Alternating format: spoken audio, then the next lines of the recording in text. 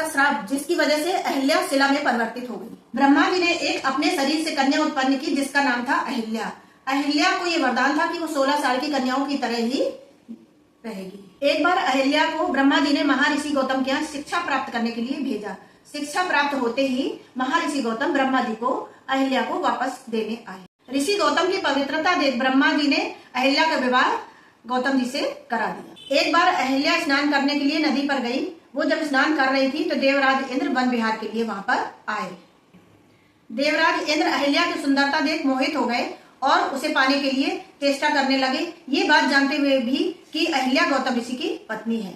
इंद्र अहिल्या का पीछा करने लगे और उनकी सारी गतिविधियों को जान लिया। एक बार इंद्र ने चंद्रमा के साथ मिलकर एक योजना बनाई कि इंद्र गौतम ऋषि का वेश रख के अहिल्या के घर जाएंगे और चंद्रमा उनका इस कार्य में साथ देंगे। योजना के अनुसार इंद्र ने गौतम ऋषि का वेश बनाया और चंद्रमा ने मुर्गे का वेश बनाया और गौतम ऋषि के आश्रम के बाहर पहुंच गए। रात के दूसरे पहर में ही मुर्गे ने बांग लगाई और गौतम ऋषि की नींद खुल गई। गौतम ऋषि को लगा कि सुबह हो गई है और वो नदी में स्नान करने के लिए चले गए।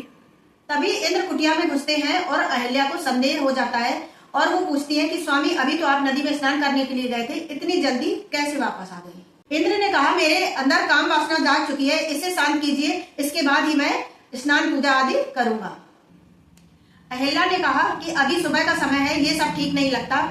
उन्होंने अहिल्या को पतिव्रत धर्म की कसम दिलाई और उनके साथ घोर अपराध किया। जब ऋषि गौतम स्नान करने के लिए जा रहे थे तो अंधेरी रात देखकर उन्हें किसी अनहोनी का आभास हुआ। तभी वो वापस आए और उन्होंने कुटिया में आकर देखा कि उन्हीं का वेश बनाकर कोई उनकी पत्नी के साथ भोग विलास कर रहा है। ये सब देखकर अहिल्या अचरज में पड़ गई और ऋषि गौतम को बहुत क्रोध आया और क्रोध में आकर अहिल्या को श्राप दे दिया।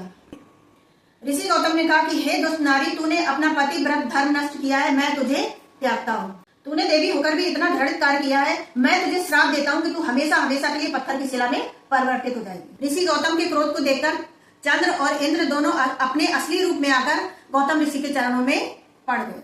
परंतु गौतम ऋषि ने यह श्राप दिया कि जिस रूप के कारण तू इस घृणित कार्य को किया है, उसके फलस्वरूप तेरे पूरे शरीर में हजारों योनियां उत्पन्न हो जाए। और चंद्र को भी श्राप दिया। जब सारे देवताओं को श्राप के बारे में पता चला तो उन्होंने गौतम ऋषि से प्रार्थना की। अहिल्या के श्राप से मुक्ति होने का समय पूछा, तब गौतम ऋषि ने कहा, जब त्रेता युग में हरि श्री राम के रूप में आएंगे और अपने पैर से उस शिला को स्पर्श करेंगे तो वो शिला अहिल्या के रूप में परिवर्तित हो जाएगी और श्राप से मुक्त हो जाएगी। तो ये था कारण अहिल्या को शिला के रूप में परिवर्तित होना पड़ा बिना किसी गलती के कारण। यदि आप सभी को वीडियो पसंद आया हो तो चैनल को सब्सक्राइब कीजिए, लाइक कीजिए, शेयर कीजिए। राधे राधे, धन्यवाद।